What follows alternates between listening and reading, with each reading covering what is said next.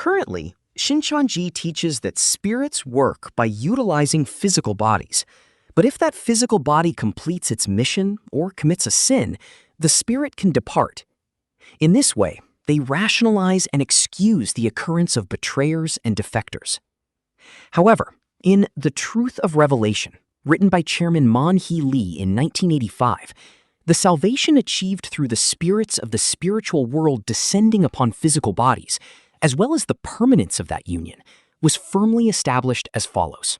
First, on page 72 of The Truth, just as the passage in 1 Thessalonians 4:14 and following says, God will bring with him those who have fallen asleep in Jesus.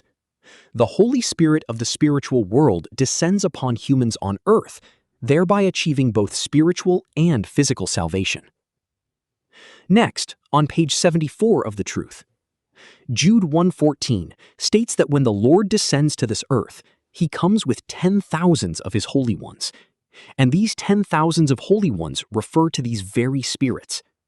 It is only when these spirits descend to the earth that the creation of the spiritual world is finally completed. Finally, on page 312 of The Truth, God describes this cohabitation relationship as that of a bridegroom and a bride, thereby teaching the principle that in the very end, they can never be separated. According to these early records, the spirits of the spiritual world descending to the earth and becoming one with physical bodies was defined as the final completion of the creation of the spiritual world and a marriage relationship between a bridegroom and a bride that can never be divided. The immutable principle proclaimed by Shincheonji in its early days was that once the spirit and flesh unite to achieve salvation, that union can absolutely never be broken. When is the union completed? Then when is the exact point in time when the spirit and flesh unite to complete the marriage relationship that can never be divided? On page 312 of The Truth of Revelation, it states, Therefore, the time when the saints on earth reach the same number as the 144,000 heavenly Holy Spirits is the very new Jerusalem that has fulfilled all the qualifications of a bride. This explains that the spiritual and physical unification is completed when the number of saints on earth matches the number of spirits in the spiritual world. To determine when the 144,000 saints on earth were sealed, let us compare Chairman Man-hee Lee's explanations of the phrase "from now on" in Revelation 14:13 across two of his books. First, from the explanation on page 221 of The Truth of Revelation, "from now on" refers to the time after the fall of Babylon and after the 144,000 have been sealed. Second, from the explanation on page 285 of The Reality of Revelation, written in 2011, "from now on," meaning from this time forward, refers to the time after the 42 months, the period of destruction, have passed.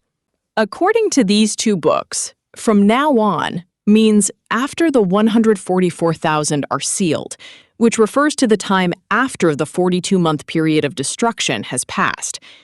Therefore, through the books written by Chairman Man-hee Lee, which he claims to have written under divine revelation, we reach the definitive conclusion that by March 1984, when the 42-month period of destruction ended, the conditions for both the sealing of the 144,000 on Earth and the spiritual and physical unification were already completely and perfectly fulfilled. According to the records of these very books, the spirit and the flesh had already entered into an inseparable marriage, and the creation of the spiritual world had already been completed back in March 1984. But what is the actual historical footprint of Shincheonji? Where are the 12 tribe leaders, the 24 elders, and the 7 educators today? These individuals were introduced in 1995 as the core members of the Throne's organization, whose faces were publicly shown in the history of Shincheonji's development, and who, according to Chairman Man-hee Lee's own doctrine, should have paired with holy spirits and become completely inseparable. Among these core figures who were supposedly sealed and united with spirits, the only person remaining in Shincheonji today is the leader of the Matthias tribe in Daejeon. The vast majority of them have either defected or been expelled, branded as betrayers. Ultimately, Shincheonji's doctrine of spiritual and physical unification is not a consistent revelation from God. It is nothing more than a fabricated human doctrine, heavily altered and rewritten to directly contradict the content of the books they themselves published in the past, all to cover up the devastating collapse caused by the mass exodus of their members.